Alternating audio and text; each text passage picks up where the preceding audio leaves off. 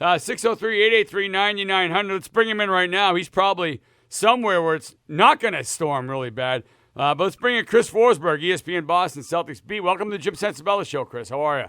What's going on, guys? How are you? Hey, Chris. Got some weather coming here, brother. We're battening down the hatches right now.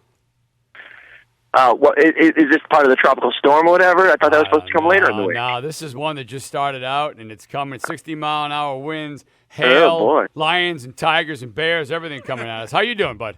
I'm good. I guess I'm better than that. Now I'm looking up at the sky. You got me worried. I want to kind of jump. I see the Celtics today with Avery Bradley. Good signing in your eyes today? Good signing money-wise in your eyes? Yeah, people will quibble about $8 million a year, but I think over the duration of the contract, that'll be a little bit more tolerable. I think we'll come around on that number.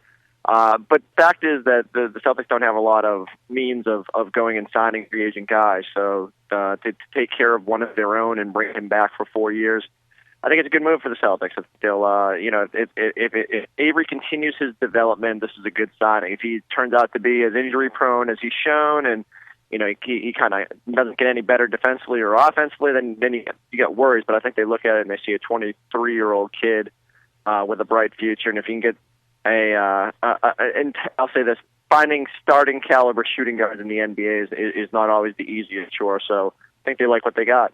Have we heard the last of any potential trades that would involve Kevin Love from Minnesota coming to Boston?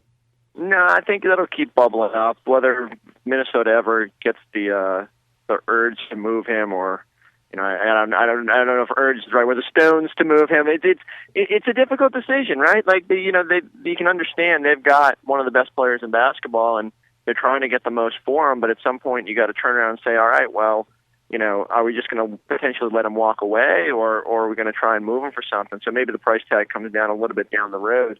But for now, you're probably not going to hear it because the picks have been used, and so maybe they're not as glitzy anymore as part of a trade value.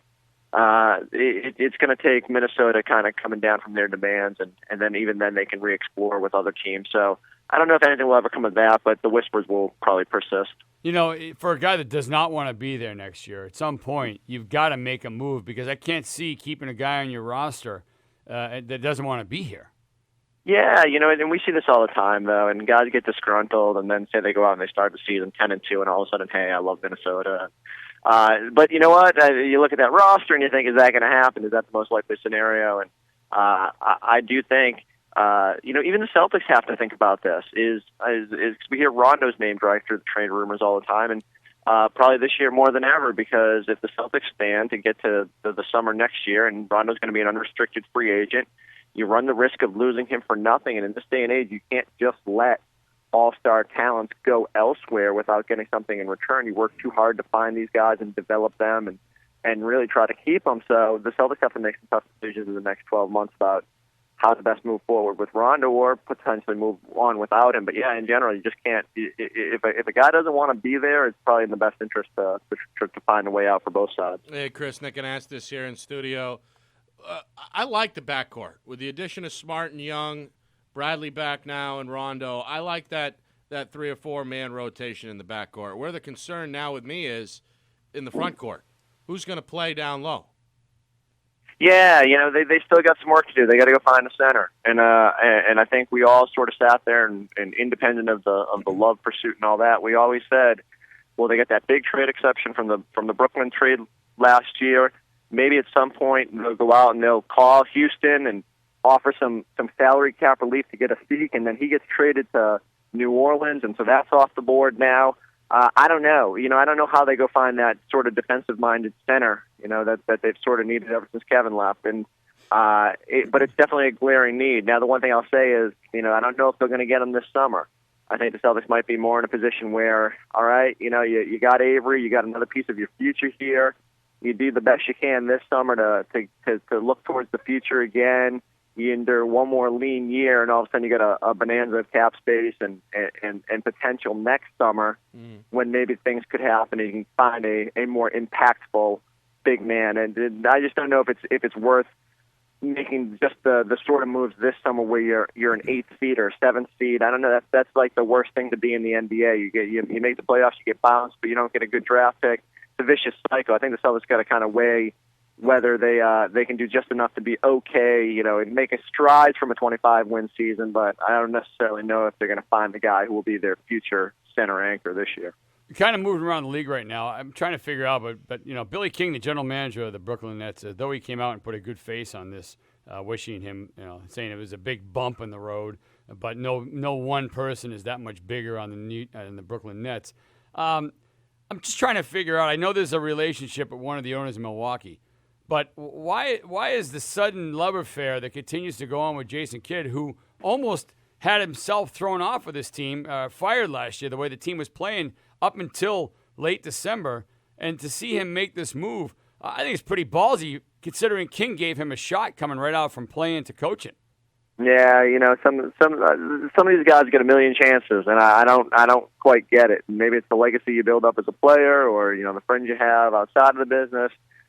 It is very interesting to see a coach who sort of had to cling to his job last year with a really loaded roster, and just when you think things are settling down and maybe he's making some strides, that it all kind of blows up. And I know he was at his press conference today was sort of denying the whole power play issue and trying to get more power in Brooklyn and go above Billy King. But it's hard for me to wrap my head around that one.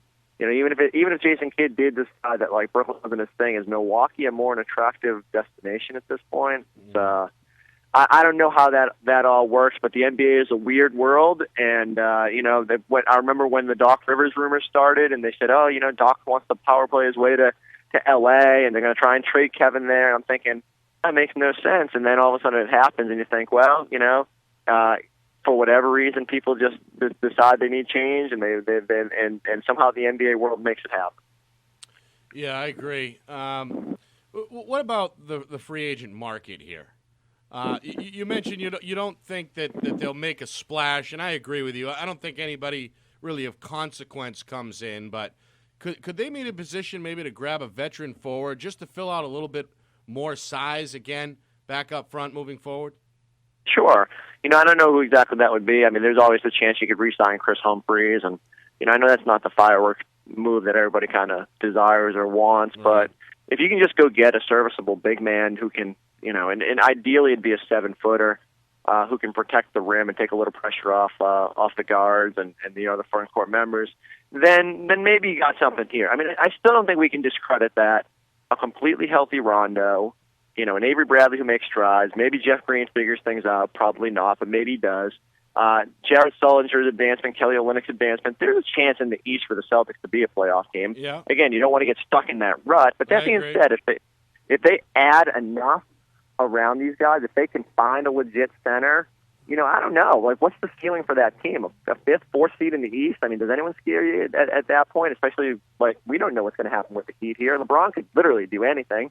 And, I look around at the rest of the teams, and they've got their flaws. Maybe Carmelo ends up out west. There's a chance here for the Celtics to jump right back into things. I just think the more likely scenario is that, they kind of manage the cap, that they don't make that big splash. And, maybe they change their mind. Maybe they go into the season with a little bit thin. They don't have a guy up front that really catches your attention.